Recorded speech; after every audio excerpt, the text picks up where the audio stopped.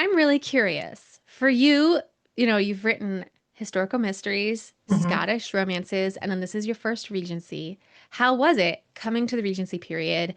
Does it feel different at all? Feels so different. And one of my biggest challenges is just figuring out like how the characters can properly interact in society and in the world and just how they address each other. I spend an inordinate amount of time just trying to figure that out. So it's very different versus, the Georgian time period that I wrote in, where there were not these restraints on who could be with whom, how you spoke to each other. So that was the hardest part, I think. Yeah, that makes a lot of sense to me. Did you find that that influences the scope of the story or the texture of the romance at all?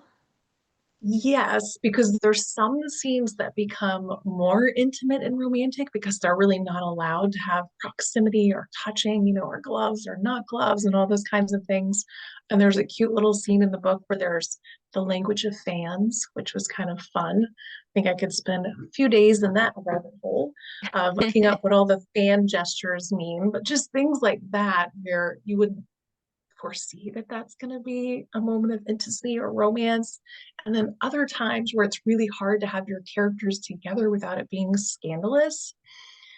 So that was the biggest challenge is just figuring out the scenes, which ones I could and could not do based on, their ranking and what was appropriate and inappropriate.